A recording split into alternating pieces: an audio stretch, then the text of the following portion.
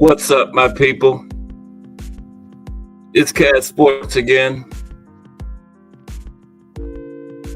Now, this is a sports channel, so let's talk some sports. Now, as usual, before I get started, let me give a shout out to the JBT community. Just boxing talk. We're just a group of people that love to talk boxing. And we're always looking for others to join us. You don't have to have a channel, podcast, anything like that. The only requirement is you just have to love talking boxing. That's it. What's up, Gregory Pratt? How you doing? Again, I spoke to you earlier in the hangout. So how are you this time, my brother? Good to see you again. Hope your day is rolling along smoothly.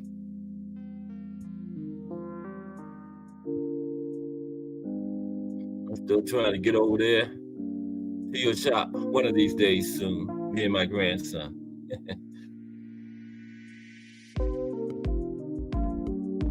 We'll be back with another one. Today, I was going to go into boxing terminology. That's what the subject of yesterday was going to be about. But got into the panel and we got the cooking so good. I just rolled with that. You see, that's what my show is.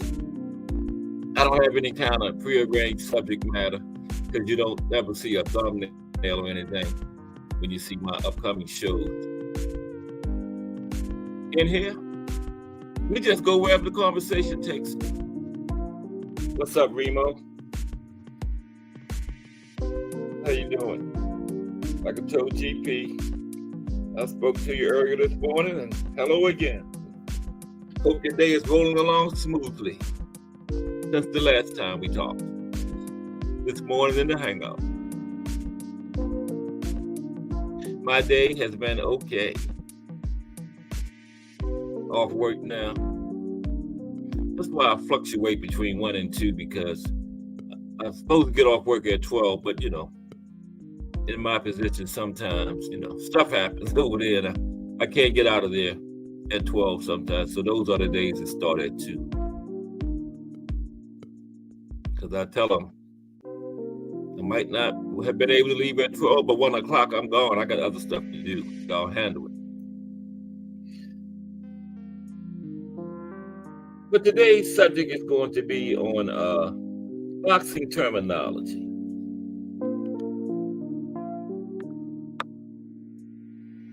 Okay, that's the different words they use in boxing. What they mean. That's all.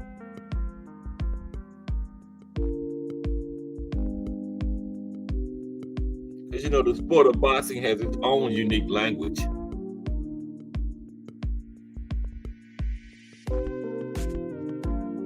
And the terminology is so strong that it's become a part of everyday lingo. Okay.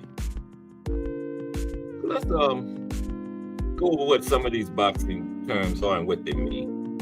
It's going to be like in alphabetical order. Okay. First term is an accidental butt. What is an accidental butt? Okay. It is ruled an accidental butt when two fighters' heads collide and the referee determines that the fighter intentionally headbutted the other. Typically, in this situation, the referee just warns both fighters to be careful, but neither fighter is penalized, okay? On an accidental butt. Alphabet groups. What are the alphabet groups?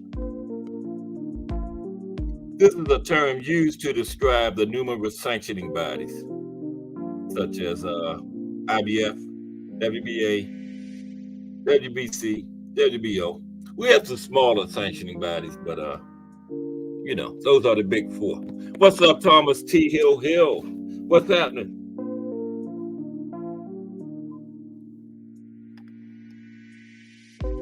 Armors Hill in the building. What's up, bro? Talking about the boxing terminology today. Okay. I'll put the link in there in a few. Go over this a little bit first. Amateur boxing. Okay. Competitive boxing matches where neither, amateur boxing. It's competitive boxing matches where neither participant is paid and most fighters are beginning to learn their craft. That's amateur boxing. Okay. Apron. No, I'm not talking about something people wear around their waist when they're cooking. Apron. The section of a boxing ring canvas that extends outside of the ring. That's the apron, right? Okay. Backpedal.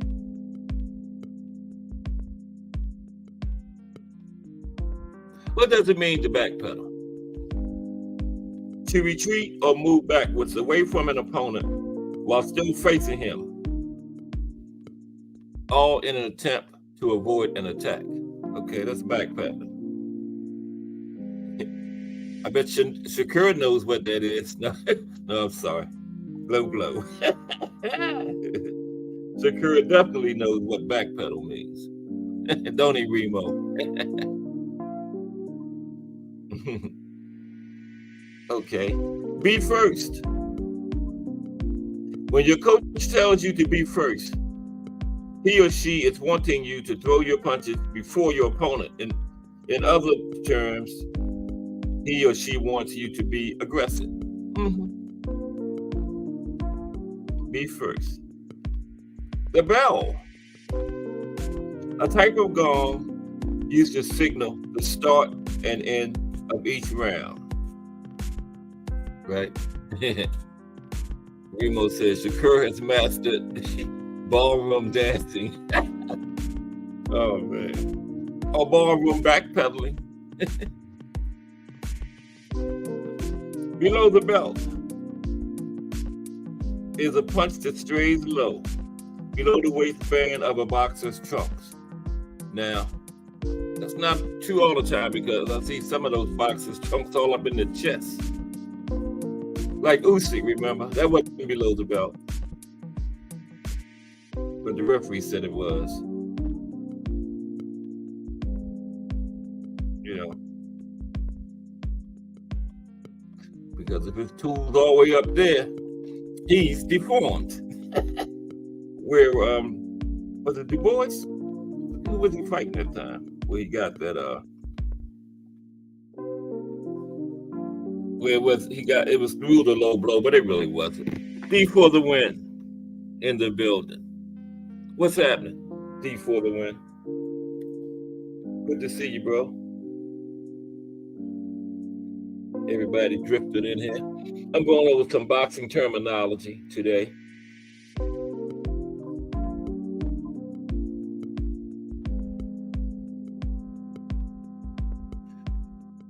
Boxing terminology. It's 2:30 already. I started late. I can't never seem to start on time. Okay. Bleeder. I don't hear that too much. Okay, but a bleeder is a boxer who gets cut easily. I never heard it called that too much, but yeah. I guess that would be a bleeder. Boxer who gets cut too easily. Be in boxing news. Salute, bro. How you doing? I know I've seen everybody this morning in the hangout. This is our second meeting of the day. Hope everybody's day is going along nice and smoothly. Having a good one. Kind of chilly over here in Maryland where I'm at today. This weather's crazy. It was almost 60 yesterday. Now it's wintertime today again. Crazy. Don't know how to dress. Okay. Let me talk about a bleeder. A boxer who gets cut easily. Okay. Blow by blow. A detailed description used by broadcasters to describe the action as it unfolds in the ring. Now, I'm not going to go through all of them. I'm going to go through half today and half tomorrow. Then I'm going to put the link in. So what's halfway through the alphabet? It's 26 letters, I think. B, C, D, E, F, G, H, I, J, K, L. I guess I'll go to like L. That's about halfway in. Yeah. Okay. Body work.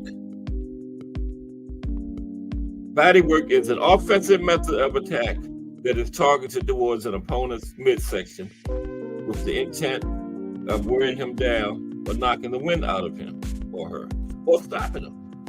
We've seen them get stopped by body shots now. Bolo punch. Typically used to distract an opponent. It is a punch that is thrown in a circular motion and is a hook combined with an uppercut. Hook combined with an uppercut, yeah. Bolo means machete in the Filipino language. Yeah, bolo is a Filipino word, yeah. Macario Flores was the first fighter to have reportedly used the punch, but it became more popular and is more commonly associated with Kid Gavilan and Sugar Ray Leonard. Yeah. Well, he wound up with one hand and hit Roberto Duran with the bolo punch with the other one, remember? Yeah. And then Roberto Duran said, "No, boss. And I quit. You got me. I quit." Belt. B-O-U-T, belt. Or bout. A word used to describe a boxing match. Brawler.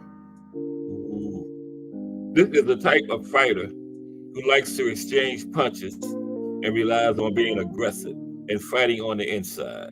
Like Aaron Pryor or Matias. Yeah, perfect example, Matias. Yeah, Sean Porter. Just an example of some brawlers. Who else? Let's see. Aaron Pryor, Matias, Sean Porter. Who else? Some brawlers up today. What do you think? Anybody come up with a good brawler up today? Other than Matias, Sean Porter?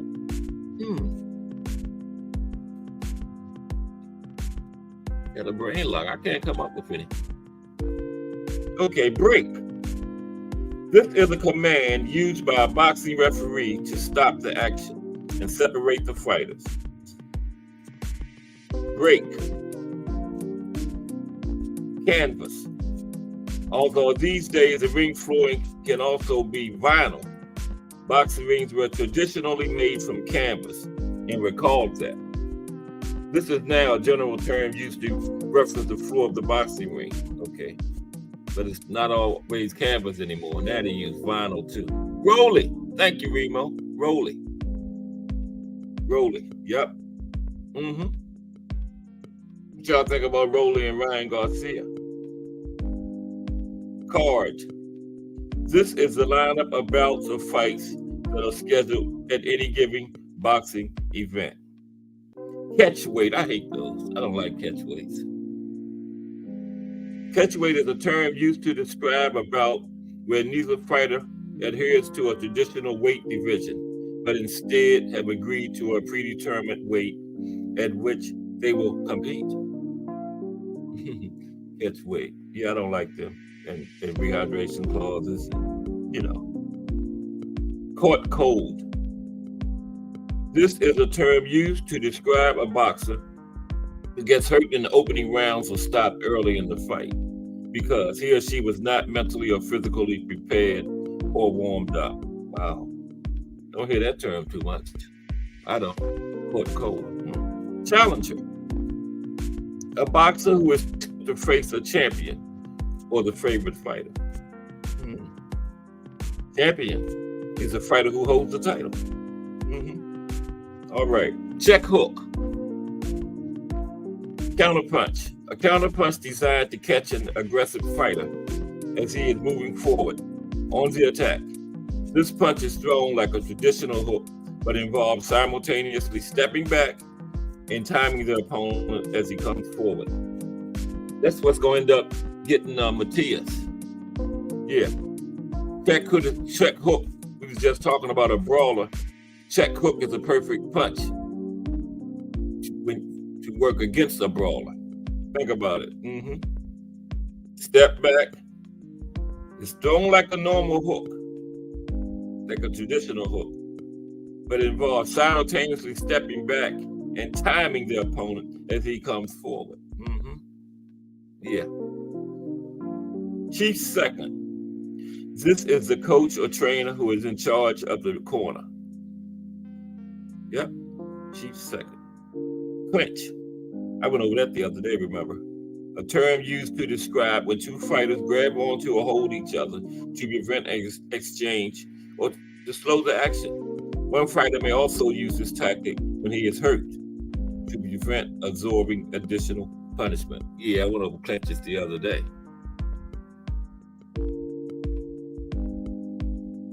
Likes looking good. My record is 21 likes. If I get 22 likes, Jay will hit the bag 2,200 times this evening. Combination. This is any series of punches thrown in succession, one right after the other, with no break in between. Combination. Let's do boxing. What's up, bro? Going over some boxing terms today, bro. What they mean, because we hear these words all the time. Just to refresh the course on, what they be talking about. I done came across a couple that, not used too much. Like, what was that one? Caught cold. Yeah, that was caught cold means okay, I gotta go backwards. Yeah, caught cold. This is a term used to describe a boxer who gets hurt in the opening rounds or stopped early in the fight because he or she was not mentally or physically prepared or warmed up. I know what they're talking about, but I just never heard that called caught cold. That's a new one on me. It was another one, but I don't feel like going all the way back up there. Okay, what is a contender? Contender. This is a qualified opponent who has worked his way up the ranks in order to challenge for the world title. Corkscrew punch. What is a corkscrew punch? This is a punch thrown in an overhand arcing motion that twists on impact and is intended to cause a cut. Thrown in an overhand arcing motion that twists on impact and is intended to cause a cut. Pretty hard punch. Overhand and arcing motion at the same time. Yeah, I can see how that would cut too, yeah. That's something sound like almost like a dirty maneuver. Ali used to do that. Corkscrew.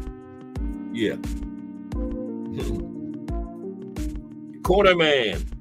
A coach, cut man, or person responsible for tending to a fighter between rounds. The old counter punch. This is any punch that is thrown in return or comes back as a response to an offensive move. Cover up. This is a defensive move employed by a fighter to avoid getting hit. He or she simply hides beneath and behind their gloves to avoid direct contact from an offensive attack. Oh.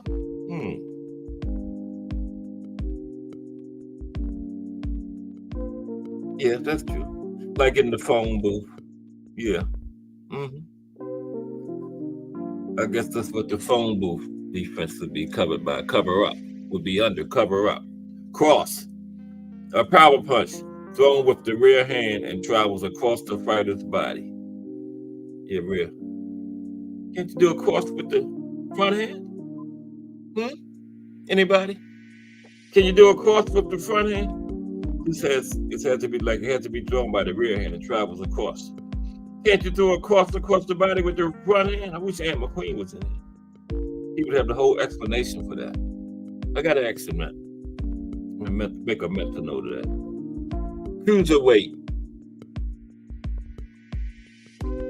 Professional boxing competition is divided into weight divisions in order to provide a more level playing field. Any boxer weighing 200 pounds or less can compete and is classified as a cruiserweight. Now, that's not true. Anybody less than 200 pounds ain't no cruiserweight. What about somebody weighing 135? That's a lightweight. That's wrong. I think it's 175 to 200, right? Cruiserweight. They just worded that wrong, but we know what they meant. But cruiserweight is 175 to 200, right? Then you go to heavyweight. But now they got something called, is it super cruiserweight? The WBA even started, where they moved heavyweight up some, and they got like 200 to something. It's super cruiserweight now. But you know what it is: more weight classes, more weight divisions, more champions, more sanctioning fees. Super cruiserweight. Come on, man, that's overdoing it. But I heard, I don't know exactly what it is, but I heard it's going to be a super cruiserweight now. Crazy. Okay. The cut man, the individual in the corner who is responsible for controlling any cuts, abrasions, or swelling that could negatively impact the fighter's ability to perform or continue to fight. That's any cut. You know, trying to get it from getting too much bad, too much worse. You know what I mean? Yeah. Okay. Cutting off the ring. A lot of fighters don't know how to do that. Champions, you know, don't know how to cut the ring off. This is a technique that involves limiting an opponent's movement by stepping side to side, not allowing him to move freely around the ring.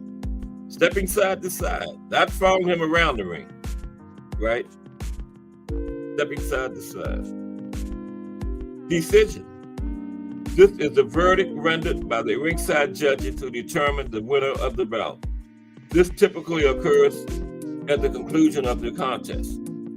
But it can also take place if a foul, accidental butt, or type of injury takes place, and the scorecards have to be referenced. But I think it had to be past the fourth round, right? Am I right? I think it's 4 rounds, or it's a no contest or something. Don't it have to be past 4 rounds before you can render a decision? Somebody let me know if I'm right or wrong, but I'm pretty sure it's 4 rounds. Pretty sure it's 4 rounds. Disqualification. This occurs when one boxer commits too many fouls or flagrant rule violations and is subsequently deemed unfit to continue competing. He automatically loses the bout. Dive. This is when one fighter purposely goes down for the count or pretends to be knocked out. They better be glad I wasn't a professional fighter. I would have seen a lot of dives. And then give me my check. That'd be the first words out my mouth when I get back up. Give me my check. Down and out. A common boxing phrase used for when one boxer is knocked down and fails to get up before the referee reaches the mandatory count of 10. Draw. When all judges' scores are tallied and the rounds are all scored close, exactly the same, or balance each other out, the bout is determined even with no winner declared. And a fighter, if the champion is in the door, he retains his belt. Like what was his name? Just happened. Navarrete against Conceição. What's up, GP? Back in the building. Gregory Pratt, who was the first one in the building. Let me see. Write everybody down. Thomas Hill, D41, Remo, Gregory Pratt, BN Boxing News, Just Do Boxing. Yeah. I write everybody down so I can acknowledge everybody at the end. Go be able to hear. And when I start getting 200-300 in my chat, I'm not gonna be able to do that anymore. Duck. A duck is dropping your weight down and under a punch to avoid being hit by it. Well, I thought they were gonna say one fighter avoids another. One fighter. That's what I thought a duck was. Duck. Dropping your weight down and under a punch to avoid being hit by it. Yeah. It's also a fighter that won't fight another opponent. That's duck, too, right? Like Canelo is doing Benavidez. Ain't that a duck? I thought they was going to say with. So duck has two meanings in boxing. 8 count. When one fighter is knocked down or in trouble of being stopped, a referee can administer a count of 8 to give the fighter time to recover, or so that the referee can better assess the situation. Yeah. 8 count. Important. Not 8 seconds, like Gregory Pratt was making clear yesterday. It's a 10 count, not 10 seconds. 8 count, same thing, 8 count. No, not 8 seconds, 8 count. Okay? Because referees count differently. 8 count for one referee might be 8 seconds. 8 count from another referee might not be 8 seconds. So it's an 8 count. And it depends on the referee. Okay? And his word is final. Inswell. A tool used by the cut man in a boxer's corner to reduce swelling and stop bleeding. It is typically made of stainless steel that is cooled by placing on ice. It is then applied with slight pressure to the injured area to constrict the capillaries and slow blood flow, bruising or swelling. See, these words are so small. My bad eyes. I have a hard time reading. I can make them bigger. Just make them bigger, Cass. Use your brain. Okay, faded. Oh, that's much better. Faded. Bruce Gas, boxing, jazz, and more. What's going on, my brother? Bruce Gas.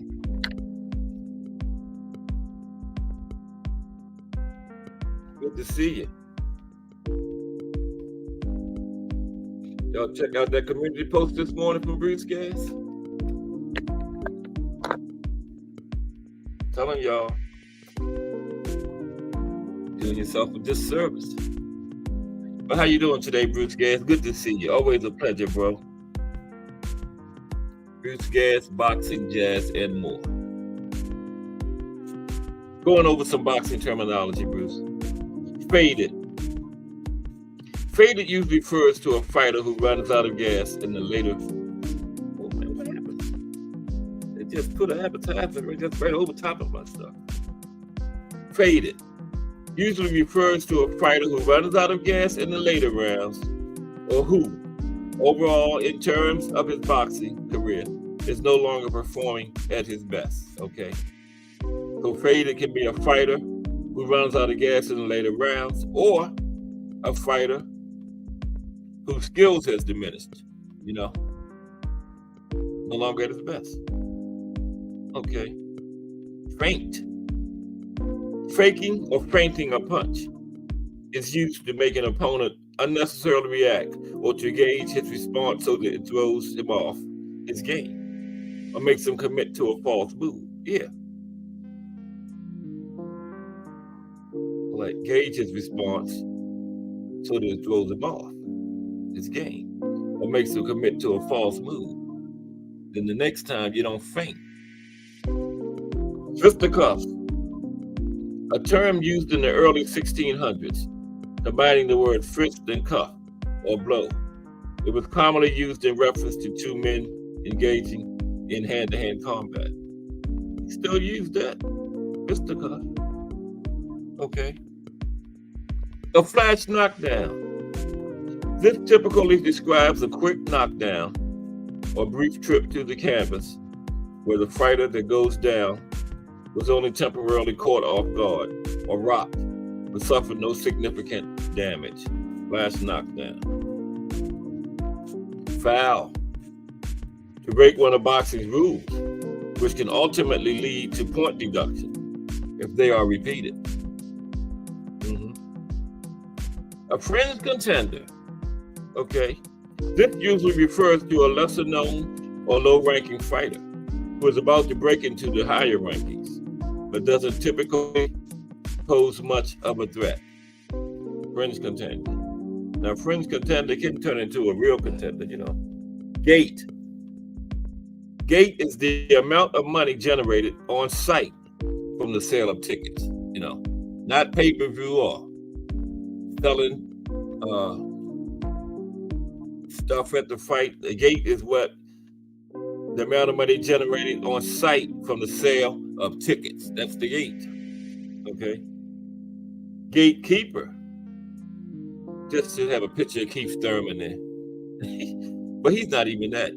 I mean, Keith Thurman is a commentator. Ugas, Linares, gatekeepers.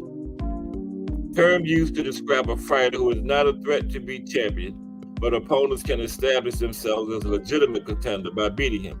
Usually an older fighter, gatekeeper, former champion, been in the game a while, still want to collect some checks.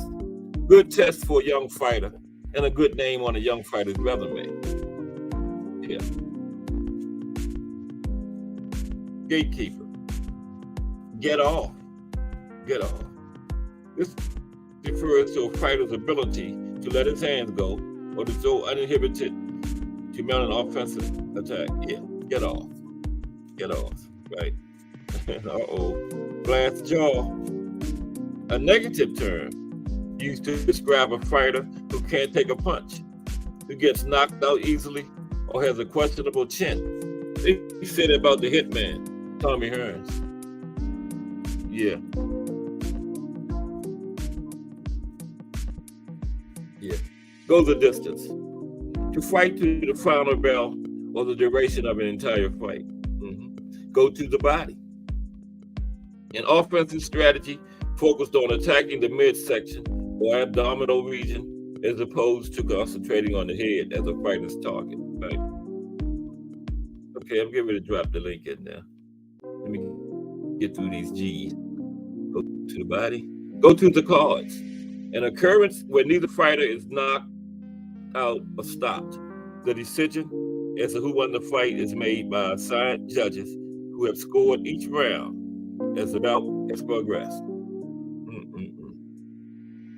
And a lot of times it's not good to leave it to the judges because they sometimes have an agenda and is being paid to make that agenda come true. You know what I mean? Let me drop the link in for you, gentlemen. And then I'm going to keep going over the turns, but if somebody want to come up, come on down. Okay. Bear with me for one moment. I can't type it right at the same time.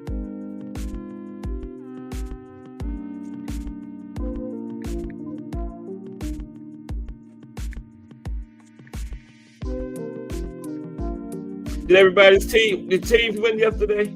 Mine didn't play. The Ravens had a bye. They're 9-3. Almost got the AFC North wrapped up. Lamar is healthy. Lamar's been hurt the last 2 seasons. He didn't complete. These are the last 2 seasons. But he still got that big contract in this offseason. And he's been looking good. Because the rate we know, to have any kind of chance at a Super Bowl victory, we got to have Lamar healthy. Right? Okay. There's the link. All right, gentlemen. Now, where were we? Go to the cards. I think I did that one. Yeah, go to the cards. Governing body. I went over these the other day. Governing body. The organization who dictates the rules of each bout and sanctions or approves fights. That was the same as the alphabet organization or whatever that was at the beginning, remember?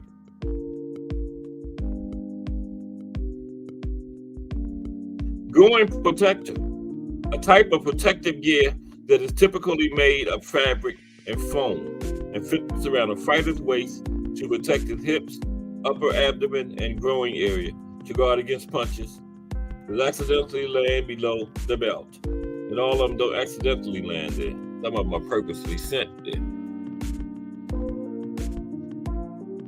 Hand wraps. In order to protect their fists in training and sparring, Fighters wrap their hands in tape, gauze, or cotton bandages that have specifically been designed for boxing. A haymaker, a desperation punch thrown with full force and with the intent to knock an opponent out. Like just about every punch Rolly throws, it's a haymaker. That's what got him knocked out against Tank. Threw those two right hands to the body, back to back, with his right side wide open against one of the guys with the most powerful punches down there. You know, how you gonna do something stupid like that and you got knocked out? Haymaker. Headbutt. When two fighters' heads collide or come together, this occasionally happens by accident, or is sometimes employed as a blatant foul. Like Victor Ortiz did against Floyd, remember? Then he's apologizing, shaking Floyd's hand and got knocked out. Wasn't that crazy? Remember that fight? Victor Ortiz headbutted Floyd. Then in the middle of the ring, he's got his hand out trying to apologize to Floyd, and Floyd decked him. Protect yourselves at all times, right?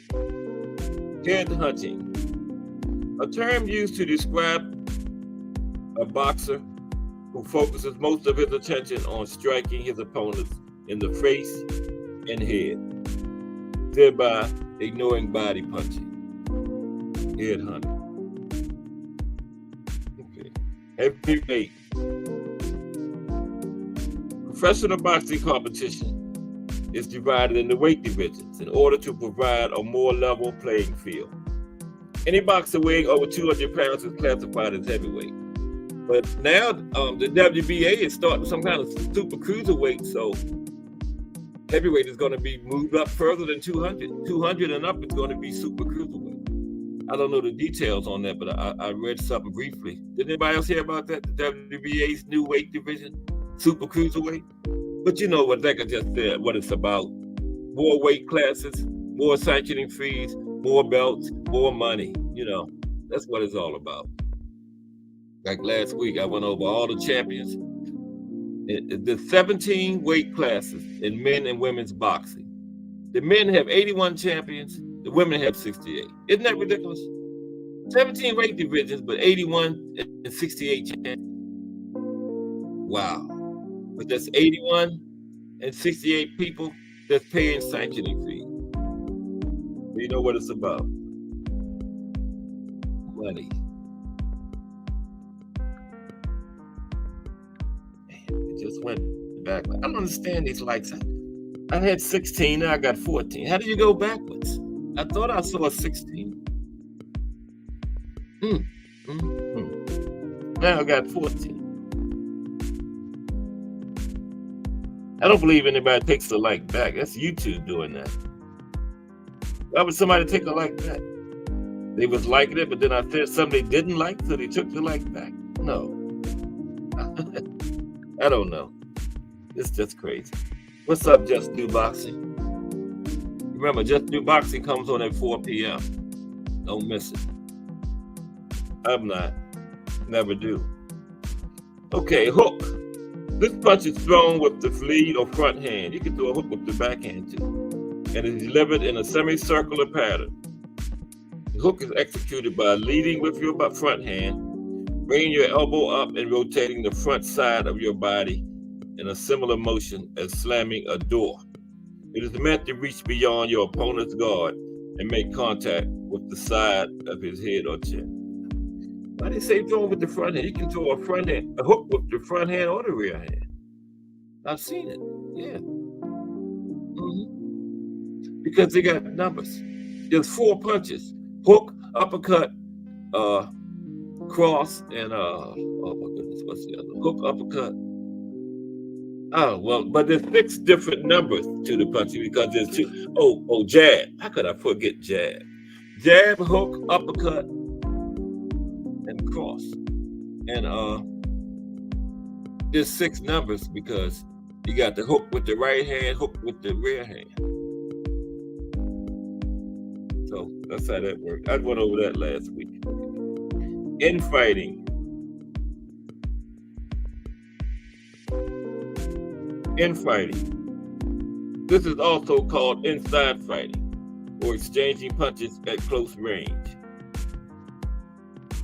Which is a perfect example of infighting. Jab. The jab is a punch that is thrown with your front hand and delivered straight at your opponent. It should be the centerpiece of any boxing offense attack. The jab. Yep. Journeyman. This is a term that means a fighter who is always in the game, but not typically in title contention. A journeyman is used by up-and-coming fighters to test their skills and, in many cases, gain a recognizable win over a name on their record.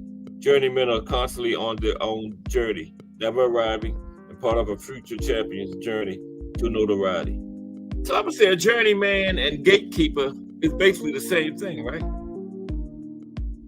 What they described as journeyman, that's what I was calling a gatekeeper. Basically the same thing. What y'all think, right? T. Hill, Just Do, Bruce Gas. Journeyman is just basically the same thing as a gatekeeper, right? I would say. Kidney punch. This is an illegal blow thrown at an opponent's lower back, usually while in a clinch or as a counterpunch. Yeah. What's the guy named Josh Warrington, the English fighter?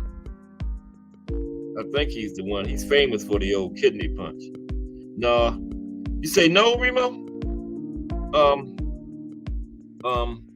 Journeyman and gatekeeper, different. I don't know, Remo. I have to think on that. Knockdown. When an opponent is struck and falls to the ring floor, or when his glove or knee touches the canvas after being hit. I thought it was any part of the body. Glove, knee, hand, elbow, whatever. Yeah, it's a knockdown. Knockout.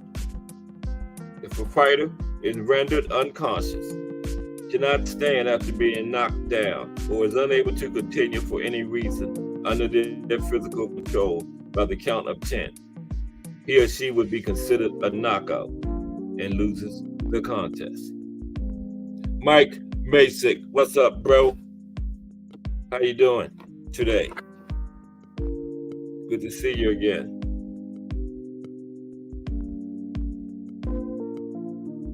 Mike Masick. I hope I'm saying your name right. M-A-Z. Okay, here we go. Here's Remo explanation. Let me read this. Okay. Remo. Gatekeeper, a no name on a resume. That what either a champ or contender, and journeyman in there for a check or to test a prospect, in my opinion. That sounds like the same thing, Remo. A name on a resume that was either champ or contender, and journeyman is there for a check or to test a prospect, in my opinion.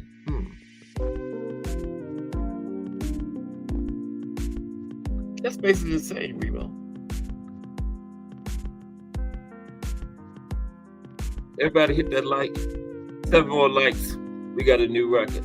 The record is 21. And I told you, if we get 22, Jay Hardcore will hit the bag 2,200 times on this evening show.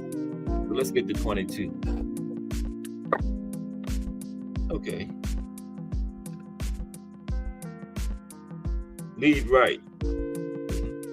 Lead right is delivered in place of a lead jab, but it's harder to execute because it has to travel across the distance of a fighter's body to land. So it has to be thrown quickly and catch an opponent off guard. You have to be a orthodox, I guess. So if you're a southpaw, wouldn't it be a lead left?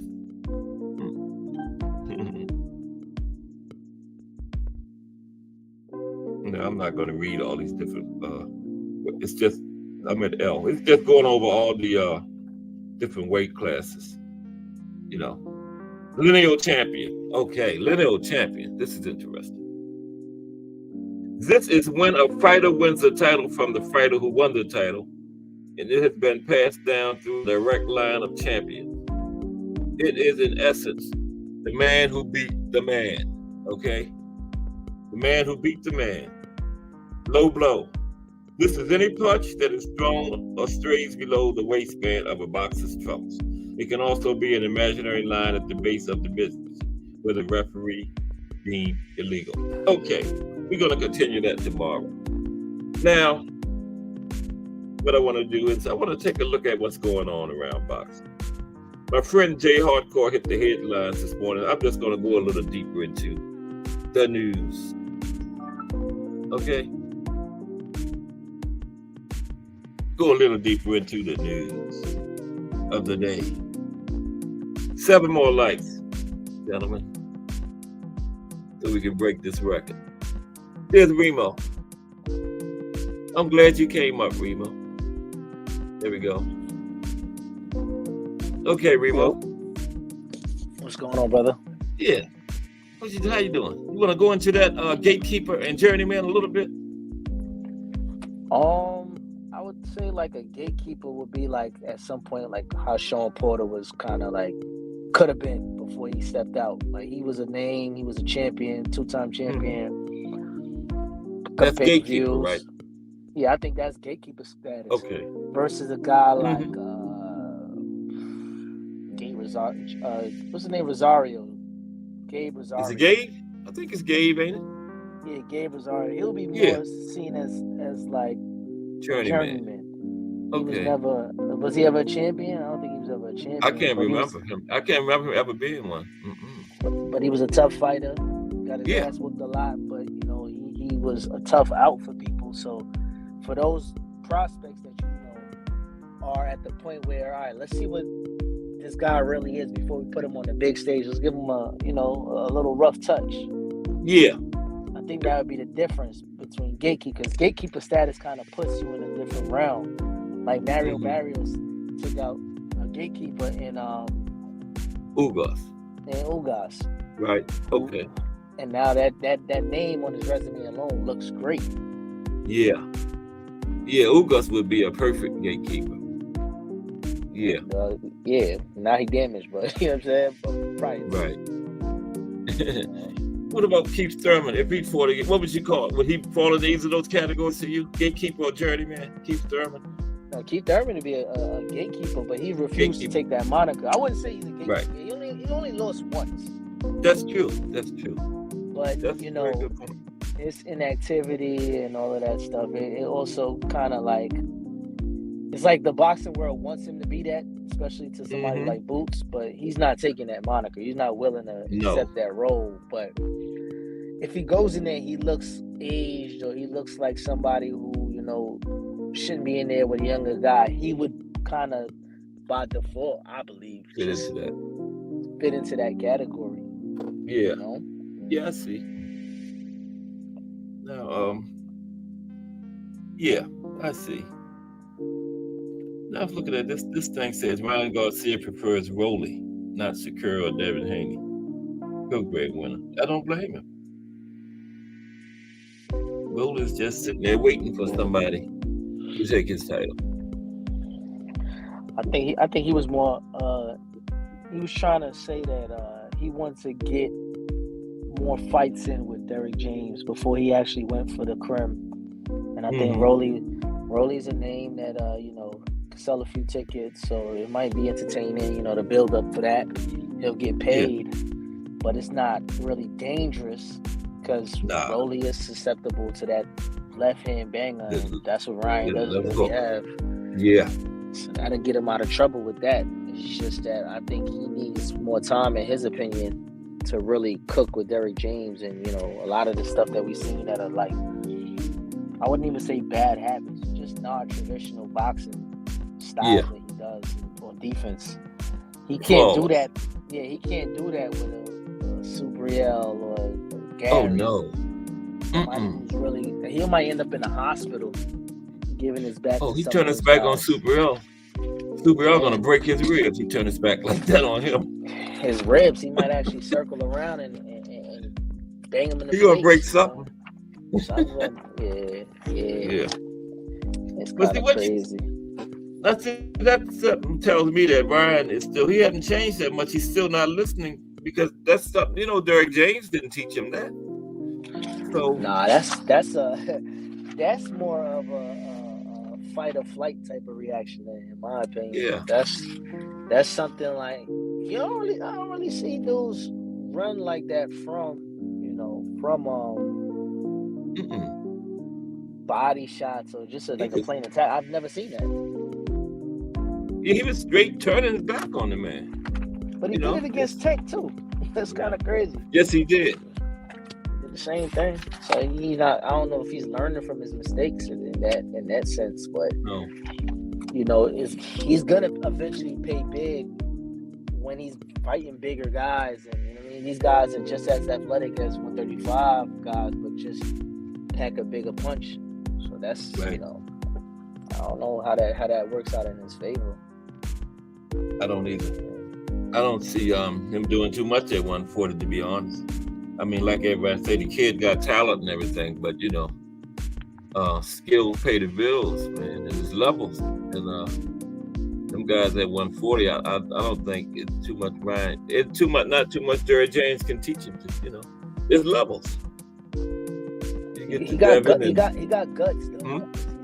Yeah, he does. He'll get in there and fight anybody. He's willing to sit there, like that guy hit hard, man. And he was willing to, you know, sit there and exchange with him. So Tank benefit, like, you know, he does. Even though Tank knocked him down, he doesn't look scared to pull the trigger and actually stay in range moving forward. So I mean, mentally, it's decent for him. You know, it's not like he ran away from the actual challenge of having somebody in front of him. And Ryan is smart too. You know, the way he fights, he in there thinking, because he ran Duarte right into that left hook. He started moving and he started booing, but it was all for a purpose. And you see what happened? I'm glad you mentioned right into it. Bam.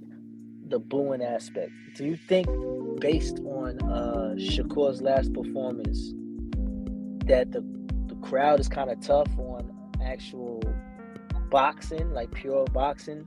Because Ryan wasn't slugging it out. He was using his feet for the first time, really, that I've seen, and circling out, and you know, but like the fans got antsy and started booing him, and I didn't see any reason to boo. Yeah, you got a point there.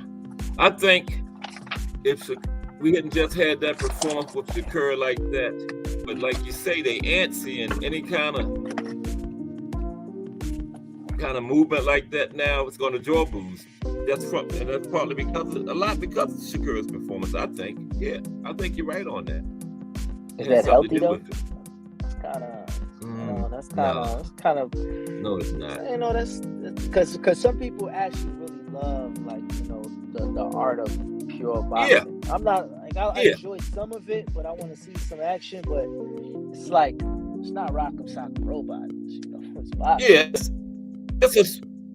It's a certain kind of fan that's doing the booing, you know. I wouldn't, you know, but you know, some fans, you know, they paid their money, so you know, they got the right to feel like they want to feel. But no, I don't. You're right. It's not healthy. No. Because with that fight, how'd you feel about that stoppage? As far as, do you think he made the 10 count? Do you think the ref should let him continue? You know, I was wondering about that, and BN Boxing News made a good point yesterday. He said, once you don't get up at 8, then you put it in the referee's hands, because then he's taking a good look at you, and it's up to him, you know, if he wants to stop it. That's just like stepping in and stopping it when you're taking a lot of punishment or something. He can make that same decision from that, you know. He jumped up at 9, then the referee looked at him and waved it off. So that's why they try to get up by 8, you know. They said on the report, they said the guy couldn't get any closer to his face than he possibly was. So it's not like it was a non-understanding of language, because he was doing the fingers alongside with the count out loud. Right. So, exactly. You know, he saw the 8 fingers and the 9 fingers. Right. Exactly. He knew what it was.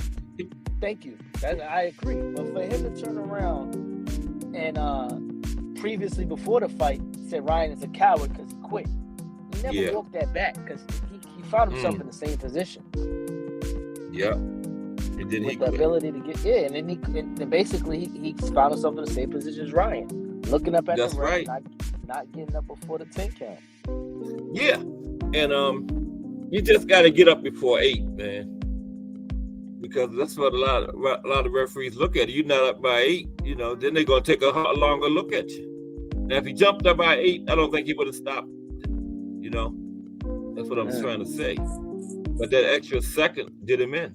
It made the referee look at him a little bit closer and wave it off. You know, from what Ryan showed you, anybody other than Rolly, do you see him being able to obtain a belt with any of those guys? No, none of them. So who we got? Teofimo, Rolly, and Devin or Regis. No, Rolly is the only one I would say out of those 4. Yeah. Do you? You think he could get a belt from any of them other than Rolly?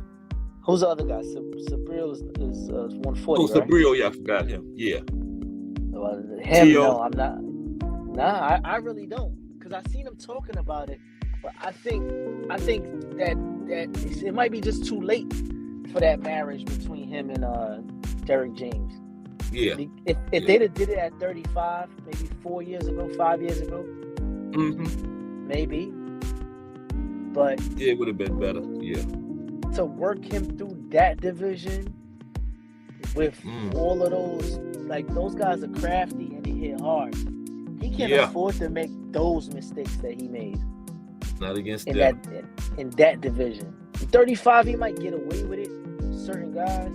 Yeah. But not 40. They cracking at 40. He couldn't do that against Hitchens. His footwork is too good. None of them guys. What about Gary Antoine and Ryan? What do you think about that fight? Gary Russell and Ryan, the one at 140. I think he just applies too much pressure, especially for that whatever the kind of defense you call that. Because that guy he's a pressure fighter. Like, you know what I mean, he's another. I call those type of guys football boxers. You know, that Sean Porter style, real rough and rugged. Yeah. Willing to bang it out. Like, he won't give Ryan the space that Ryan was trying to obtain. I don't know if you noticed, he was keeping the long jab out. He wasn't really popping the jab. He was trying to keep the distance. Yeah, I saw that. So he could get into his boxing versus, you know what I mean? That was his offense. It was kind of like, I saw that. Trying to gain distance more than anything. But that Russell brother, he might be too up in his pocket where he won't really give him the space to really operate. Yeah, he gonna let his hands go. I thought Duarte didn't let his hands go enough either. A couple times he had Ryan on the ropes and he just didn't let his hands go. He was throwing like one punch at a time, you know? And the type of pressure fighter I thought he would be just throwing flurries once he got him back up into the ropes like that, but he didn't. Did you notice that? It's just like one, boom. I came into that fight and I had sent the picture to Ann McQueen that his left bicep looked like it was torn or he ruptured it or something like that, and it just repaired itself. If you go back and look at some of the images, his left bicep has this gap between his forearm and his bicep, and I'm like, it looks unnatural, but he was throwing it the night of. So, in my opinion, catch weight on top of it that we didn't know about because it was scheduled at 140. He came in heavier than Ryan actually came in. And then in the images, that gap in between his muscle, something might have been wrong there, but you know. Might have. Like you say, he wasn't letting his hands go like Yeah, he's a tough Mexican, but I don't like giving people excuses because once you shine and you in there. That's right. You got in there. So that's it. Yeah, and you know, he might have never got that opportunity again. Yeah.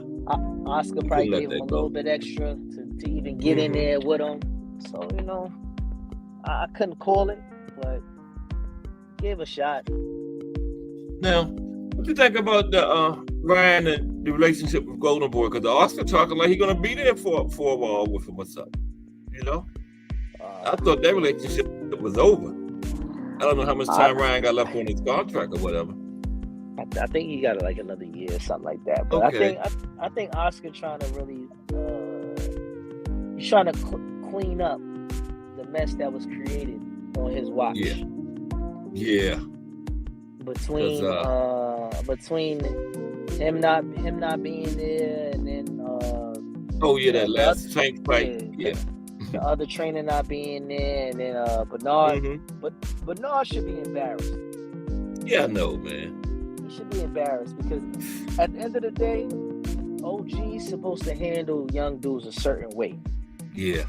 You know, as much as Tank and Mayweather get into it, Floyd is you never petty. Seen that though, not in public like that. Yeah, but he always walks it back. You see, he's a kid. You know, we might not agree on everything, but kids are emotional. They run to Twitter. Bernard, he prior to the fight, he seemed like he was engaging and directing his comments directly at Ryan on stage. Yeah, I know. So it's like, it's a bad working environment, and that might be in Ryan's favor to get up out of there. Because you can't go in any job in America and they don't vote in your favor for having a dysfunctional work environment or no, it doesn't. Mental stress and all of that other stuff. I like what Ryan did at the press conference, though. I like the way he leaned on me. Yeah, he deserved it. B-Hop deserved that. He could speak though. He could speak really well. So you can't mishap his words because he speaks with clarity, and it sounds kind of rehearsed when he speaks. But you get what you get from it. You get what you get from it though. He's a smart kid and he got a good team around him where it looks like on the legal side they're gonna find a way out that contract. Yeah, get away from Golden Boy. Yeah. Now what you think about this? You were saying he should have went to Derrick James sooner. I think the little bit of time he spent with Joe Goosen was just like a waste of time. Maybe he should have went to Derrick James then, What was it with Goosen, like a year? Not quite, it wasn't even quite a year, was it? But he left with no son. I think he was only there for one fight, I believe. Right, one fight. That was wasted time. Maybe he should have went to Derrick James then. That would have been a little bit more time, a couple fights together, I like it was for me. If he was gonna go anywhere, even before he was with Eddie Reynoso's, I think he would have been good in Robert Garcia's gym. Yeah, I like him. Yeah, Robert Garcia. Yeah. I think either him or Derrick James was a good pairing, but I think Derrick James is more fundamental, and I think Robert, if you're good at banging, he'll capitalize the most. Yeah. On your attributes, but he doesn't really help you when you find yourself in a pickle. Like, you know what I mean? Derrick told him, like, this is how you're gonna get and win this fight.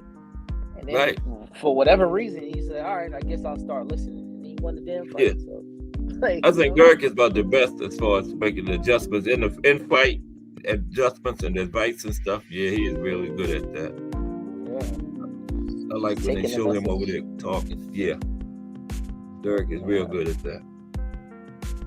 Did you hear anything about Manny Pacquiao and Amir Khan was trying to schedule a fight? I heard something about that this morning. Amir Khan looking for a paycheck, man. So is Manny. Manny got that damn PG. She keeps spending his money. Go out and make me some more. And they say Manny spent a lot of money. He do a lot for the people that are in the Philippines too. See, Manny would have been in a better position, but remember, I think he made a statement against like the rainbow community, and he had lost that Nike deal. Remember, he had his own signature boxing sneaker, and they cut him.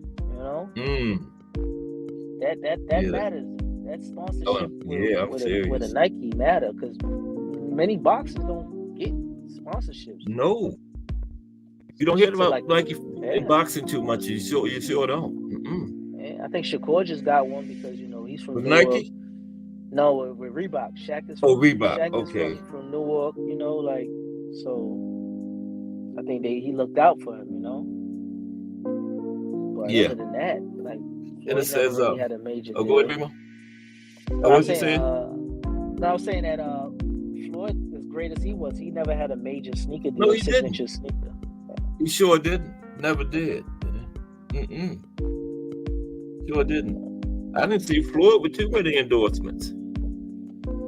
I think he had some kind of agreement with Reebok because he always wore Reeboks to the ring. I never seen him in Nike. Okay. But And I seen him doing some kind of insurance commercial one time. I forgot what it was. Some kind of life insurance company or something. He had a lot of like different type of Hublot with the watches. He had like different types. Yeah. But it wasn't like signature athlete or because he was kind of tough like because that. he had a lot of legal issues on the back end as well. Yeah, I know. Yeah. And now Sean Porter thinks that Canelo Alvarez will fight Jamal Charlo next because he got 2 fights left on that PBC thing, right? Canelo PBC deal. I just want to make sure that all of the hardcore fans out here know that Canelo ain't gonna fight. He ain't gonna fight who y'all want, man. Yeah, I like the point you made this morning. Benavidez, wasn't it you? You said he should stay there and keep the pressure on Canelo instead of just going up, let them off the hook. Yeah, he gonna have to try it. He gonna have to try it. But if you take the emotions away from it and you talk about the business side of it, yeah, whether it be Showtime or Prime, because I think Showtime is going to air Canelo's next 2 fights. Okay. On the business side of it, it doesn't make sense for Canelo to lose because Canelo's already got a contracted amount. I think it was 120 for 3 fights. Right. Yeah. So if you lose interest in the guy that you already contracted, no other boxer has a contracted amount for for 3 fight deals. So you don't put him in somebody that's going to not give you the benefit of the back end.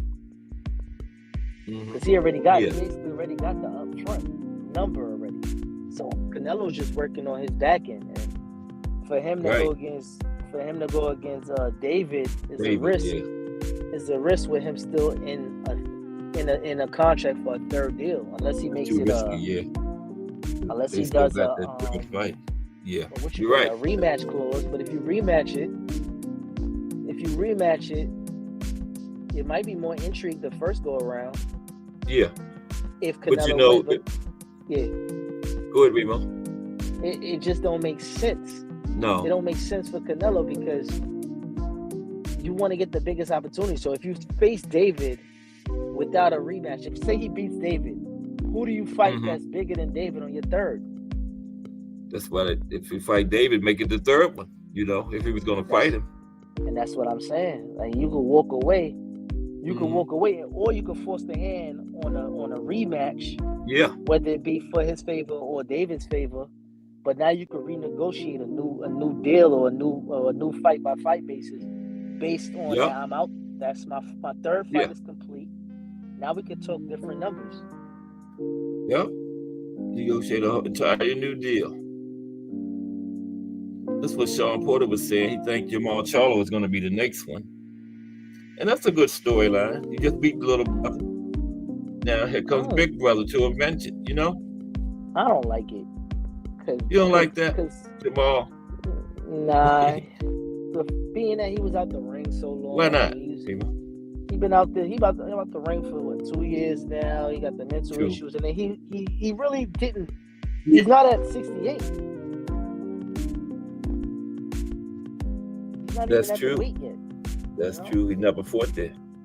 So that would be another fighter Canelo will be bringing up out of his weight class.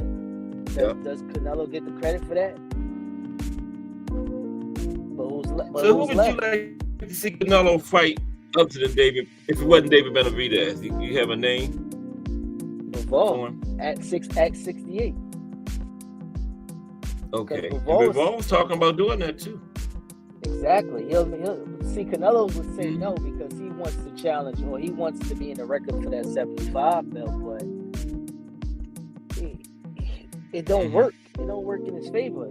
He's too big naturally. And if the guy's willing to come down, to prove that you really can't mess with me. It don't matter what the weight class is. The storyline adds up. Right. Now you give. Yeah. Say he don't want to fight. He don't want to fight David, right? As his next fight.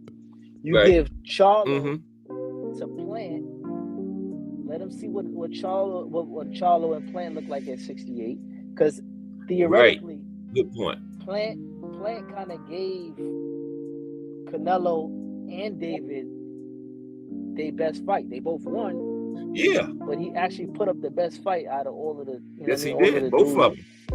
At and around that weight class. So both of them. Mm-hmm. Yeah. So you would see if Charlo is ready, depending on how he looks against somebody like Plant. That would be a good idea. Yeah, because I was going to say Jamal before Canelo. He would need. He do need another fight first. You know. Yeah. Let him be get the perfect opponent. Yeah. Being how he looks at that, you know. Now Canelo could choose between the poison. I'm either go Charlo or I'm gonna go David. And if I go Charlo, he already was at 68 his previous fight. He knocked off a common opponent. Now I can come back and renegotiate after my 3-fight deal to fight David. Bigger bag. And now way bigger. Is he at that point where I'm a gatekeeper? I'm gonna get paid for it now. Get paid, yeah. And what do you think David Morrell fit at and all that? You think he ready for that type of level? I haven't really done a lot of research on him, but being that he doesn't have a lot of fights, it would be good, like a good test for himself. But if he loses, like, it wouldn't be a shocker that he loses because he just doesn't have the rounds in, you know. Yeah. Because aside from being a good talent in boxing, it seems like it's a different stage when the lights is on and the crowd is loud and you hear basketball players say they look in the crowd and they see stars that they watch on Hollywood for years and it matters to them and they're millionaires as well. Now you down there in front of them. Yeah. And David Morrell being so young, I wouldn't like to see him take no bad knockout loss to Benavidez. Like a kind of fight what Benavidez did to Andrade. I wouldn't want to see that happen to David Morrell this early in his career. You know what I mean? It might affect him. A bad loss like that. I do and I don't. The only thing is like I'm tired of the young dudes being strung along for so long. And then when you finally put them in with somebody who means something, the whole time they were never it. In the first place, yeah. It's just like they built up this guy, and I hate to shit on him all the time, but Berlanga, like, oh man, they built him up like he was like a bruiser, a banger, the next coming. Fat Joe gave him a chain. They did everything to make it seem like he was the god. And then they started putting him in with a little tougher competition. He wasn't knocking dudes out no more. His chin wasn't granted, so it's like you calling out Canelo, one of the hardest hitting dudes in 68. Yeah. And you having difficulties in your step-up fight. And you know what I think about Berlanga? Once he couldn't knock anybody out and had to get up and go some distance in the fights, he had nothing. Maybe all those knockouts in the first round, that was a negative, it had a negative effect on him. He didn't, get any better. He was just used to knocking everybody out. And we saw it. Once he had to go some rounds, he had nothing. He was the top rank. The top rank shit, they dropped him. Yeah.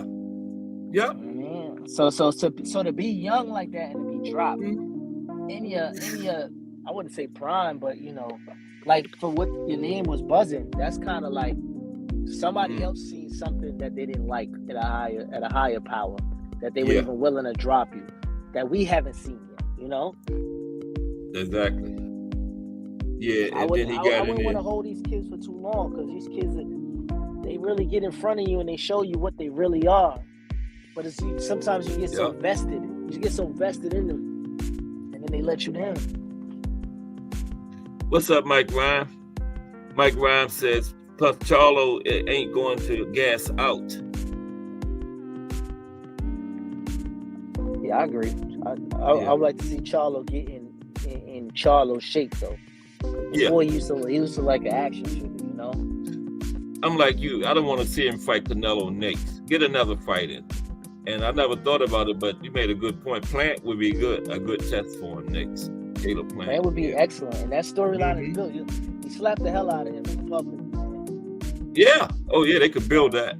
Yeah. Everybody done seen it. They had Cameron and them talking about it. The casuals was invested in. Because, you know, America like the dumb shit. You know, they like ghetto shit. So it's there. You got a white boy that was a trailer park kid, and then you got a dude that, you know, whatever he's from. I forgot where he's from. Initially, he was from Houston, Louisiana. New Orleans, I think. Wasn't it New Orleans? Okay. Yeah, you got some kids down there with the Hurricane Katrina. So they survivors, you know? It's a good storyline. Right. Storyline. Yeah, you're right. The casuals would go for that. Start right there, just slap, and then build from that, you know? Yeah. And then Plant could talk shit because Plant, he hasn't been scared to get in the ring with certain names. And it might have looked bad in the moment, the way he got dealt with in certain fights. But at the end of the day, he still came out looking the best out of all of those people that faced against Canelo and David. And he got both of them on his resume, Canelo and Benavidez, man. Yeah, David didn't sleep him. And he ran out of gas against Canelo. So, like, you know, Canelo. But he got deep into it. What was it, like the 10th round or something like that against Canelo? It was late. He got way deep into it. Might have been 11, something like 11. And he won a few rounds, though. Yes, he did. He was doing good. Little Charlo wasn't even willing to engage. Nope. So, you know, if Big Charlo actually beats Plant, now he's deserving to be in that conversation. But to put him in there with Canelo right now wouldn't make sense to me, because it's like he's not at the weight. He's been off for some time. He looked good in his last fight, but is he ready for a world beater? And look at what all they these guys that's in line, what did he do to earn it? Say that again. I said, with all the dudes that he got that's in line for Canelo, what has Charlo done at the weight class? Oh, exactly. To earn it? Exactly. Nothing. He's not even at the weight class. At least get one fight there, you know. Yeah, I wouldn't gift him that, and I wouldn't just damage him like that either. Especially Canelo beat you into a whole different mental state, you know. Yeah, Canelo is different, and you ain't knocking him out. No. But I would rather see him and I don't know who, because if Jamal fights Plant, then we got to find another opponent for Canelo next. He's not gonna wait for Jamal to fight Plant, and then, you know, he's gonna get somebody else in there in between that. And they talking about Munguia. Munguia's never fought at 68 neither, has he? Jamie Munguia. I'm not even sure, but I think that's just Oscar willing to try to get another bag off his fighters. But Jaime ain't ready for that, man. No, he hasn't shown it. Well, if anything, Charlo deserves more than Jaime. More than Jaime, yeah. Man, like name recognition wise alone. Yeah, I don't even know where Jaime how he even got into the conversation. Tell you the truth, I really don't think that would happen though, because that would be. Forget the boxing side alone. Business wise, they're not gonna go into a new situation in 2024 willing to do a collaboration deal straight off the bat. That's not gonna happen. Okay. Like why would they start a new situation with Amazon Prime and say, oh, we're gonna bring the zone into, you know what I mean? Right, exactly. I don't see them not right away anyway. Like that.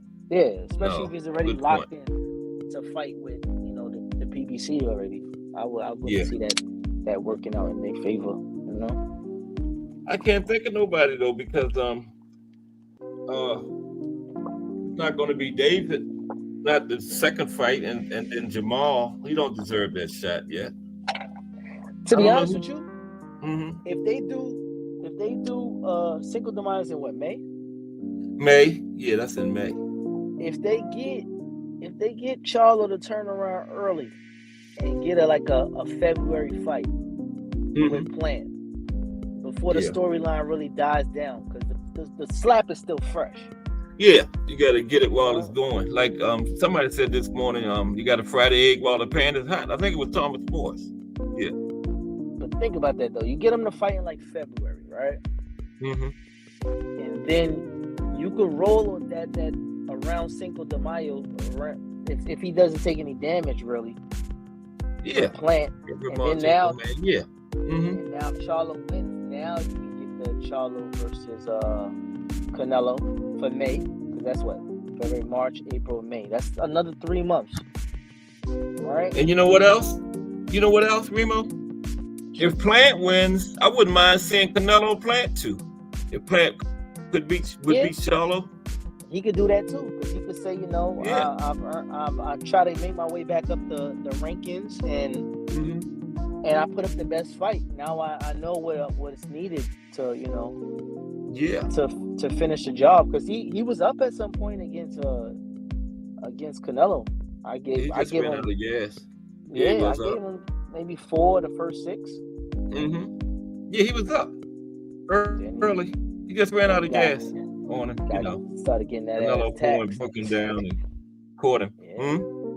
Yeah. See, one thing I see on the record, I don't want to see any more Canelo European fighters. I don't want to see or bringing up people from lower weight classes. You got to fight somebody at 168. Somebody. They didn't gave me all the Liams and the Smiths and the, you know, I'm Ryder.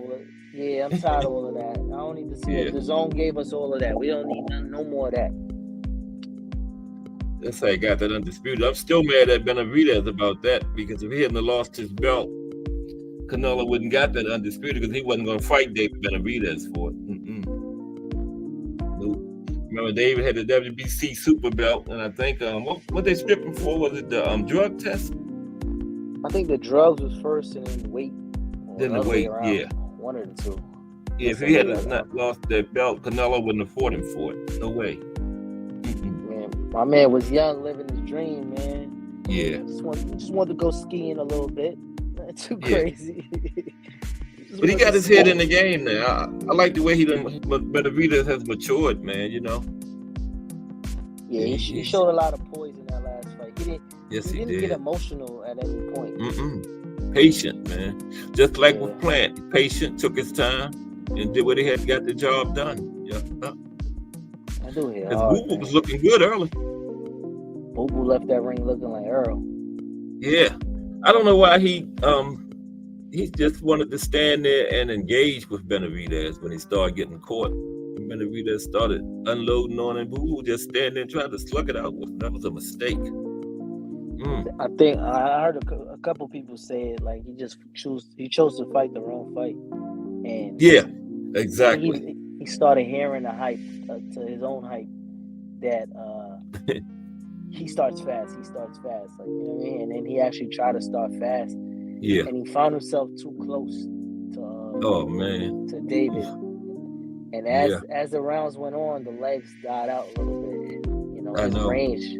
I don't think he found a distance early, and then he found himself in range of them. That boy hit hard, man. He broke him down fast, man. He broke Boo Boo down fast in that fight. That boy hit hard, man. Yeah. So I heard you. I think you told Jay that you wasn't ready to make your prediction on this weekend yet. Nah, I'm still trying to let the math in a little bit. But I've been doing a lot of studying with Reese. Yeah. He's like unorthodox. He's like an unorthodox fighter. Like, you know, like he boxes, but it doesn't look like the average boxer. Like he throws out this jab. It's a decent jab, but it just where he throws it from. I know what you mean. Like it just looks weird. But at no point in time did I feel as though like Taylor, right? Taylor was bigger. He had a longer reach, but Regis was finding a way to close that gap. He sure was. And then when he did find him, he made him pay. You know, I looked at it again. I don't think he won that fight per se. Who, Regis? Regis, I think he let a couple of them rounds, like around 5, 6. I know he let a couple of those go. But I wasn't mad. They gave it to Josh. I wasn't mad at all. He fought a good fight, and if he chooses to fight like that against Haney, I don't know if Haney got what Josh Taylor had that night to keep Regis off it. And this is exactly what I've been thinking, Remo. If that Regis shows up, then we got a fight on our hands. That's what I've been saying all along. If we can pull a performance like that he did against Josh Taylor, yeah, I don't know. I don't know how much of that is actually left in Regis. That's what I'm saying. Yep. Because what I've been learning from this game, age doesn't matter. Like, there's but so many Floyds out here, really. Like, Right. But how much running Devin really gonna be able to do until he actually has to fight? Have to engage. Eventually, he's gonna have to fight. He's either gonna have to get close at some point in time, or he's gonna be close and having to try to retreat. Yeah, I hope Regis can find a way to make him engage early, man. Don't let him get comfortable and start, bagging like 4 out of the first 5 rounds or 5 out of 6. Get on him early. That's what I think Regis got to do. It can't be a thing where he eventually wear him down. He got to get Devin in there and dirty that thing up early. That's what I'm thinking. I think if I'm Regis, I'm gonna let the ref warn me a couple times. Yeah. I'm gonna get close to him. I'm gonna slam him. I'm gonna push his neck down. I'm gonna push his head back. That's what he got to do, Remo. Like, you be around some old heads, and then they really frustrate young guys because they do things that they're not used to seeing, feeling in the gym, because it's just not normal tactics.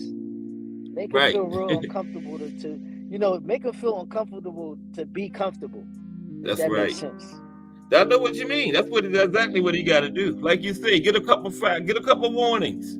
Go across the line a couple times. They ain't gonna take no point right away. Yeah, take him there. And you need to make it a head, because Devin's gonna win the chess game as far as football. Oh, you know that.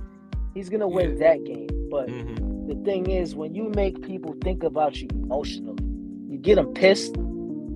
Yep. Sometimes they change, or they deviate from the game plan sometimes. Get in his head, yeah.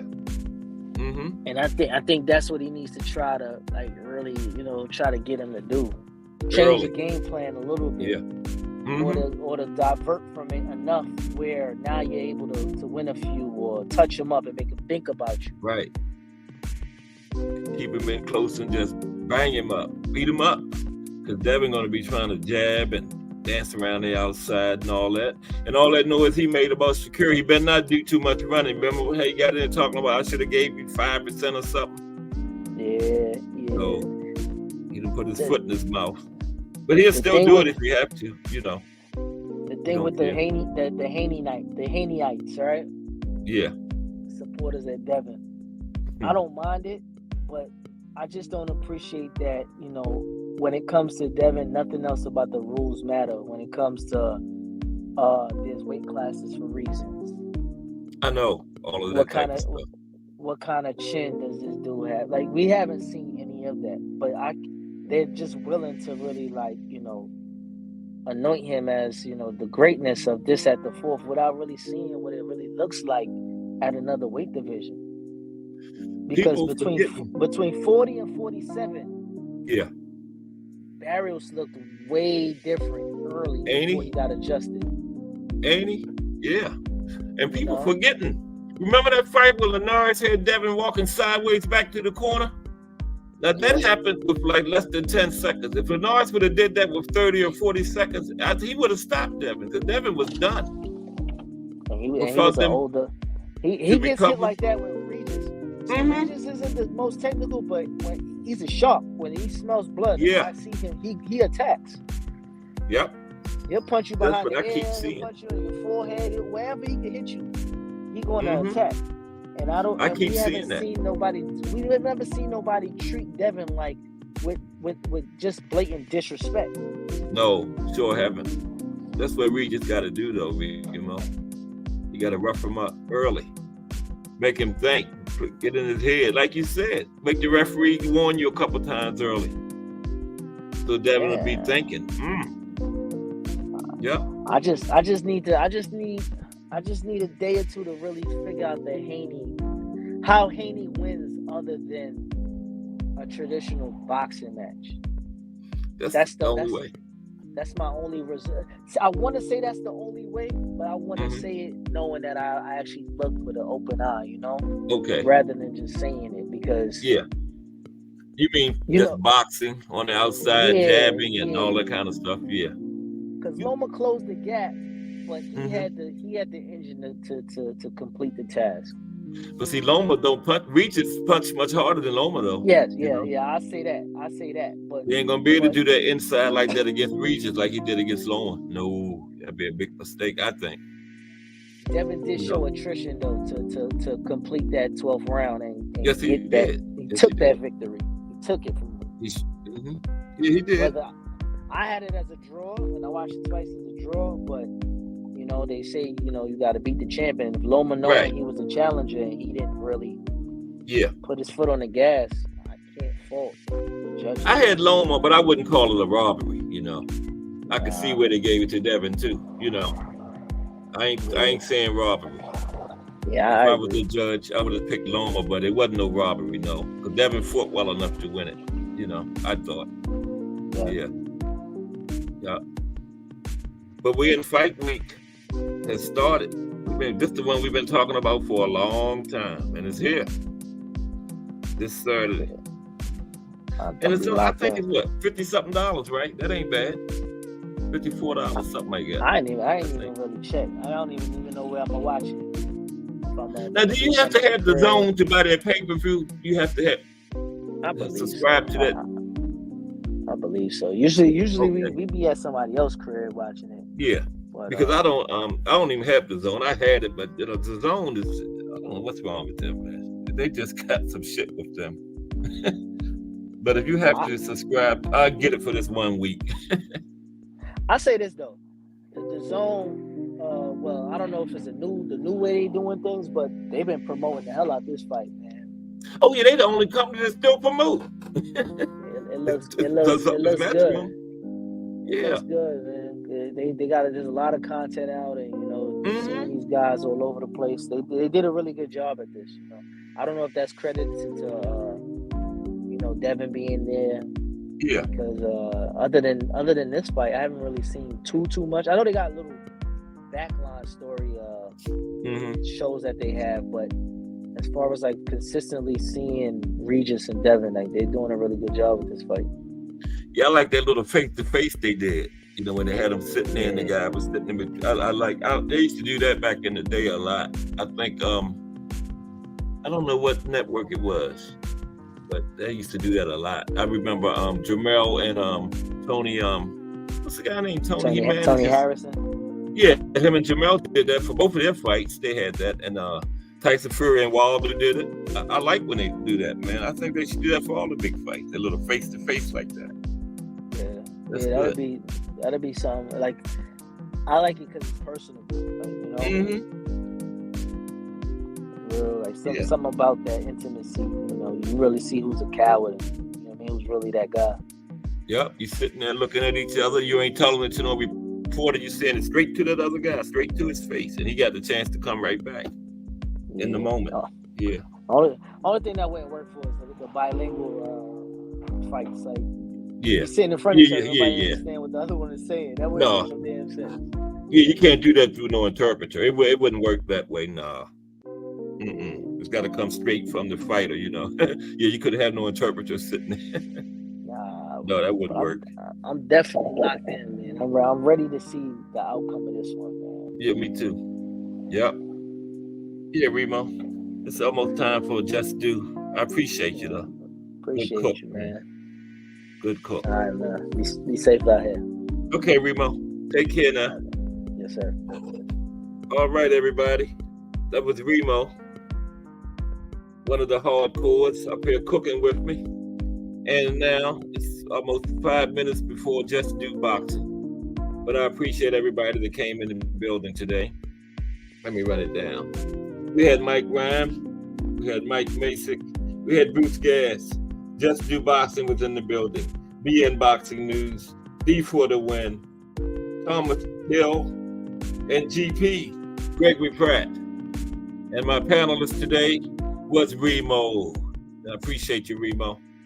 All right, I'm gonna get out of here. But once again, I thank everybody for supporting my little small channel.